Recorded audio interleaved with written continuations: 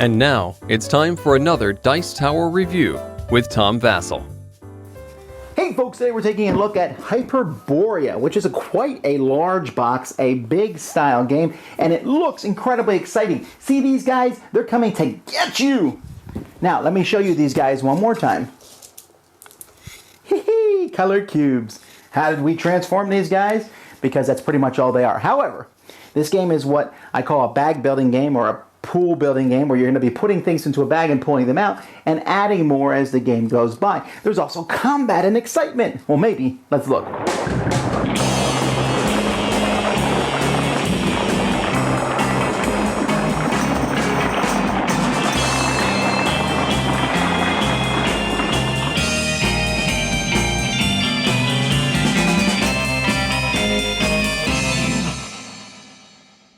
In Hyperborea, your goal is to get the most points. I know, big surprise there. You're going to get points by collecting points over the course of the game. You're going to get points for each cube that you have at the end of the game. You'll get points for controlling area on a board that's randomly placed, although you have a nice starting area here at the end of the game. And there are certain technology cards that will give you points at the end of the game. For example, if I have this knowledge stealing card, I'm going to get 2 points at the end of a round. Now what you're going to do, this game is all about pool building of cubes into a bag. So you're going to start with one of the 6 colors of cubes in a bag at the beginning of the game, and you get to pick one other color you want. Doesn't matter, you don't have to match your own color.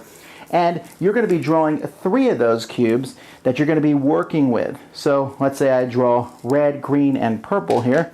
I'm going to place them over here, and on my turn, what I'm doing is I'm placing these cubes on various spots here that will allow me to do different actions. So I could say, I got a green and purple. I'm going to place that here. That lets me move and attack. No, I don't want to do that right now. Yeah, I will. I'll do that. No, I'll move down here and do a purple and a red. And then this green one I'll put here. I can't use that action until I put a purple there, but I'm going to save it for later on. These two, I'll take the action, and then when I'm done with them, I will place them up here. And you notice some of these spots, any color cube can go into those. Now, some of the spots are going to move these markers in the tracks, especially you see here. This lets you move 2 of them 1, 1 of them 2. Here you can move them. And these are going to be slowly moving across the board. When they pass this first white line, you are allowed to at any point to return it and take a cube of that color and put it in your bag, giving you more cubes.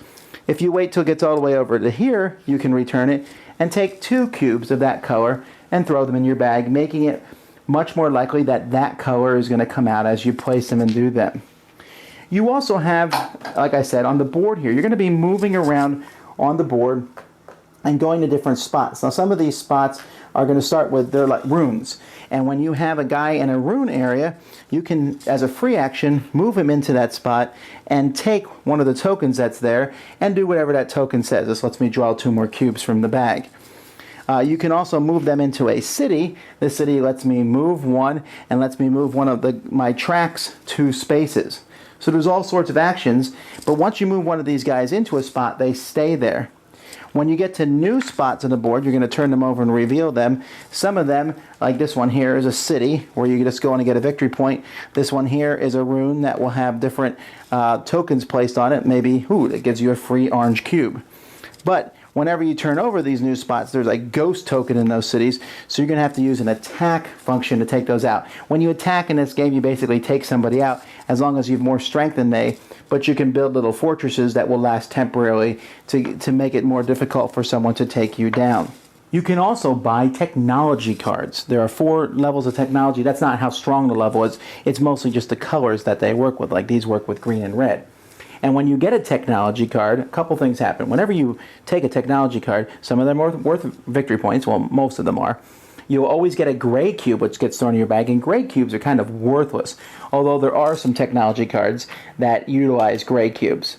But they do make things more worthless in your bag, and they give you actions that only you can take. Like here, I can put a green cube on here, 1 green cube to move someone twice. Here I can put a green cube on here, and by showing the infinity symbol, I can, as long as it stays on there, all my movement is flying. I can move throughout the terrain. Some of the terrain has restrictions. Other ones here give me another guy that I can put out on the board and a victory point. And so there's all sorts of different special abilities that you can have. You can do ranged attack and movement. You can go after your opponents, but they are actions that you can use. At the beginning of the game, each player will choose between two special abilities that they can use. Like, for example, this guy can use gray cubes as orange cubes, or he can get rid of gray cubes. So you have to pick one of those. But for the most part, you're going to be maneuvering around here each turn. But there will come a point where when you reach in your bag at the end of your turn to pull cubes out, you no longer have any to pull out. Or you might only have one or two, in which case you pull those out, and next turn you won't. That time, you then do a reset. You'll take all the cubes that you've used and everything, throw them back in the bag, and start afresh. Also, all your people out here that are in cities and ruins will come out, which means you can use those free actions again. And then we keep going. Now, the game will end, and a short game will end, and by short game we mean the game any normal person in their right mind should play. If you get 5 technology cards, then you take one of these tiles, which is worth 2 points, and that's going to signal the end of the game. Or if you get all your dudes on the board, then you take this tile, worth 2 points, signaling the end of the game. Or you get a certain number of these victory point counters, and that will also signal the end of the game. You finish out the round, people might get more of these tokens, and then you add up all your points. The game comes with a nice score sheet to add them all together, and whoever has the most points is the winner. Before anything else, I have to say I do enjoy this game. I thought this game was fun, but a couple things. First of all, playing with more than 3 is a really long affair. When it's not your turn, there's nothing much to do except watch other players go, and they'll sit there and go, okay, I got these cubes, I'll put them here, here, here. Now, you should be thinking of that when it's not your turn, but still, 3 players is wonderful. 4 starts getting a little long. 5 and 6, just don't put that on a box. All right. I like the technology cards. They're very neat. I like how some of them use gray cubes and you have your own special actions. I like the different actions. What are you going to do? Are you going to start moving those across to get more cubes? Or are you going to start moving around on the board, exploring, giving you more free actions and more men? There's very viable different strategies. Now, granted, it's not going to be this, what the box looks like, this big war game. In fact, war is simply, I remove one of your pieces. Now, you get a point for killing an opponent's piece. But you don't get a point for killing 2 of their pieces unless you've killed one of each other player, which is an unusual thing, and it basically keeps you from just destroying someone and killing all their pieces. But hey, killing ghosts, no problem with that. The game's production values are incredibly high. They look really good. The whole thing just comes across as an excellent production, and I like the idea of putting cubes in a bag and pulling them out. It's really good. The problem is I also played Orleans. You can go look at my review on that one.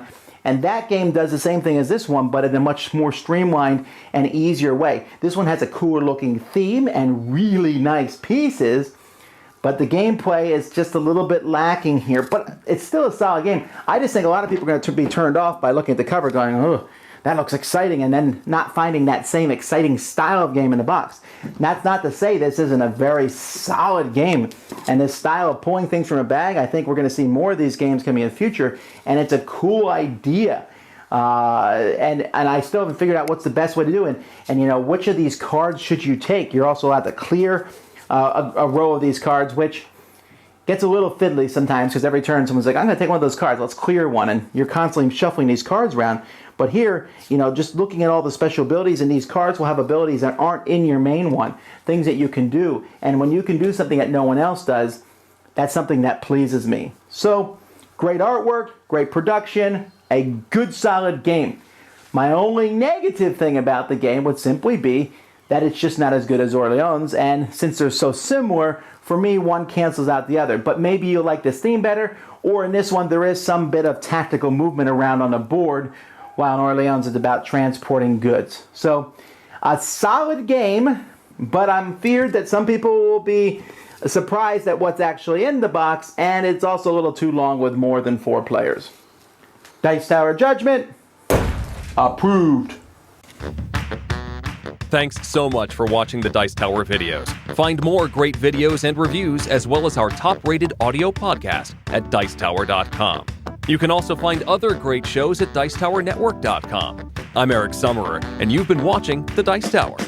The Dice Tower is sponsored by Cool Stuff Inc., where you can find great games for great prices. Cool stuff in stock. Check them out at CoolStuffInc.com. Shut the door! Yeah?